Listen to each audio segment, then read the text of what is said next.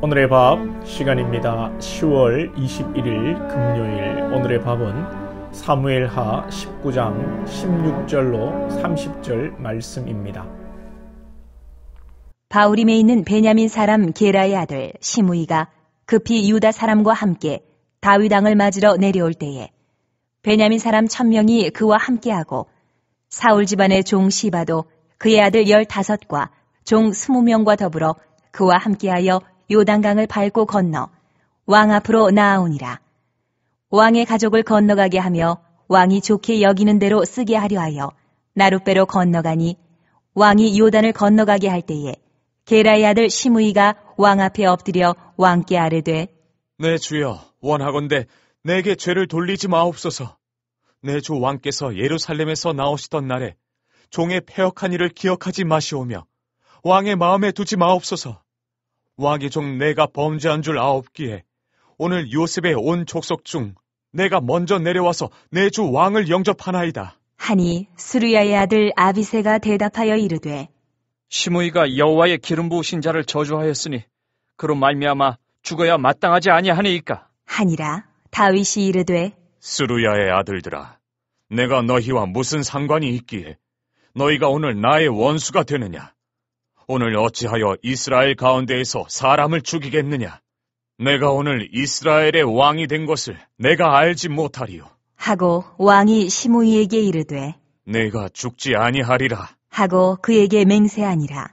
사울의 손자 무비보셋이 내려와 왕을 맞으니 그는 왕이 떠난 날부터 평안히 돌아오는 날까지 그의 발을 맵시내지 아니하며 그의 수염을 깎지 아니하며 옷을 빨지 아니하였더라. 예루살렘에서 와서 왕을 맞을 때에 왕이 그에게 물어 이르되 무비보셋이여, 네가 어찌하여 나와 함께 가지 아니하였더냐? 하니 대답하되 내 주 왕이여, 왕의 종인 나는 다리를 절므로 내 나귀의 안장을 치워 그 위에 타고 왕과 함께 가려 하였더니 내 종인 나를 속이고 종인 나를 내 주 왕께 모함하였나이다. 내 주 왕께서는 하나님의 사자와 같으시니 왕의 처분대로 하옵소서. 내 아버지의 온 집이 내 주 왕 앞에서는 다만 죽을 사람이 되지 아니하였나이까. 그러나 종을 왕의 상에서 음식 먹는 자 가운데에 두셨사오니 내게 아직 무슨 공의가 있어서 다시 왕께 부르짖을 수 있사오리이까. 하니라. 왕이 그에게 이르되 내가 어찌하여 또 내 일을 말하느냐?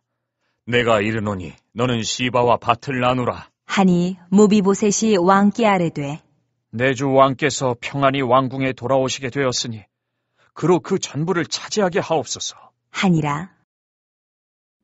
오늘 본문은 다윗 왕이 전쟁에서 승리하고 돌아오는 길에 자신을 저주했던 시므이를 만나고 피난길에 먹을 것과 탈 것을 제공하였던 시바를 만나고 시바의 모함으로 오해가 있었던 또 무비보셋을 만나는 장면입니다. 먼저 시므이와의 관계를 정리해보면 시므이는 그렇게 피난길에 오르던 다윗을 저주하고 모욕했는데 이제 다윗이 돌아오자 제일 먼저 달려가 죽을 죄를 지었다고 살려달라고 엎드립니다. 이 시므이의 모습을 보면 어떤 마음이 드십니까? 참 간사한 생각이 들기도 하고 그렇게 왕을 저주하고 지금에 와서 살고자 왕 앞에 나아가는 것이 간도 크다라는 생각이 들기도 하고요. 어떻게 시므이를 평가해야 할지 난감합니다. 그러나 평가보다도 우리가 얻는 교훈은 이 죽을 죄를 저질렀는데 참수하여도 할 말이 없는 짓을 했지 않습니까? 저주할 때도 아비새가 이 시므이를 죽이려고 했고 지금도 아비새가 시므이를 죽이려고 합니다. 그만큼 용서받기 어려운 짓을 시므이가 한 것입니다. 그런데 다윗이 용서하고 살려줍니다. 우리가 하나님 앞에 이 시므이와 같은 존재입니다. 이것을 깨달아야 합니다. 정말 죽을 죄를 저질렀고 저 지옥의 심판을 받아야 할 그런 수많은 죄악 가운데 있었던 우리입니다. 그럼에도 불구하고 우리가 염치불구하고 십자가 앞에 나아갈 때에 구원의 은혜가 여러분 있는 것입니다. 할렐루야. 이제 두 번의 용서를 받은 이 시므이는 평생 다윗을 존경하고 왕으로 모셨을 것 같습니다. 우리가 죄와 허물로 가득 찬 이 죄인이지만 우리가 여러분 어디 가서 우리의 죄를 용서받겠습니까? 오직 예수 그리스도의 보혈의 피가 우리를 정결케 하시는 줄 믿습니다. 우리는 무조건 언제나 하나님 앞에 엎드려야 합니다. 그리고 그 사죄의 은총 속에서 평생 다윗을 섬기며 살았을 시므이를 생각해 보면서 우리도 하나님을 왕으로 모시고 왕이신 하나님께 모든 영광을 올려드리는 신앙생활이 되어야 하겠습니다. 다윗이 돌아올 때에 사울의 손자 요나단의 아들 이 무비보셋이 다윗을 영접합니다. 예전에 시바가 다윗에게 말하기를 이 무비보셋이 배신을 해가지고 압살롬에게로 갔다고 거짓말을 했습니다. 이에 다윗이 시바 말만 생각하고 무비보셋에게 너 왜 내 피난 갈 때 같이 가지 않았느냐라고 묻습니다.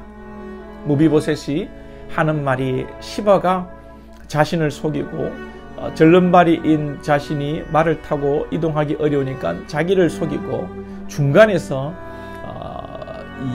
이간질을 했다는 것이죠. 무비보셋은 이 다윗의 피난길을 떠난 이후로 함께 하지 못하지만 몸단장을 하지 않았고 옷도 빨지 않았고 수염도 깎지 않았다고 다윗에게 말합니다.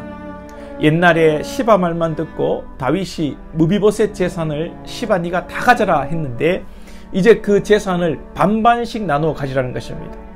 시바가 분명히 거짓말하고 이간질했으면 시바에게 벌을 내리고 징계를 내리고 무비보셋 재산을 원상 회복시켜야 하는데 다윗이 반반씩 가지라는 것입니다. 이에 대해 분명히 무비보셋은 더 변론할 수 있으나 무비보셋은 우리 아버지의 온 집안, 즉 이 사울의 집안이 멸문을 당해야 하는데 살아있는 것만으로 감사합니다. 내게 무슨 공의가 있어 왕에게 감히 말할 수 있겠습니까? 왕이 평안히 돌아오신 것만으로도 다행입니다. 그냥 시바가 재산을 다 가지게 하옵소서.